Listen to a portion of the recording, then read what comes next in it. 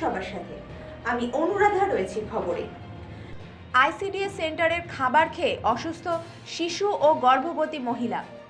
মুর্শিদাবাদের সাগরপাড়া থানার ধনিরামপুর নতুনপাড়া আইসিডিএস সেন্টারের ঘটনা। খিচুড়ির মধ্যে টিকটিকি পড়েছিল। সেই খিচুড়ি খেয়ে অসুস্থ 22 জন গর্ভবতী মহিলা ও শিশু।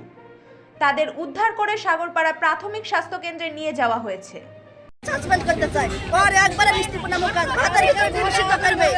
এটা কি আজকে প্রথম না এর আগে প্রত্যেকদিন হয়? এর আগে আপনারা প্রতিবাদ জানিয়েছিলেন? এর আগে একাধিকবার কি হয়েছিল? ওই তো আগুন ধরে দিবে, ওরা চাল চুরি করবে, ওদের খিচুড়িতে নোংরা পড়বে, লাদু পড়বে, বাইসে বাইসে খাওয়াতে হয়, বাধ্য করতে হয়। আজ টিকটিকি পড়েছে, আজ ওদের চাকরি খাবো।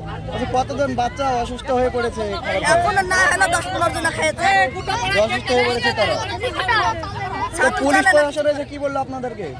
বললো ভিডিও আসলে আমরা একটা সাগরপাড়া থানা ওসির তৎপরতায় আপনারা আশ্বাসে অপরাধ তুলেছেন। আপনারা এতক্ষণ দেখছিলেন জিটিভি, দ্রুত গতিতে সবার সাথে। আরো বিস্তারিত জানতে চোখ রাখুন আমাদের ইউটিউব এবং ফেসবুকের পর্দায়। এবং এই ধরনের আরো নতুন নতুন খবরের আপডেট পেতে দেখতে থাকুন আমাদের ডিজিটাল সংবাদপত্র www.gtvlivenews.com।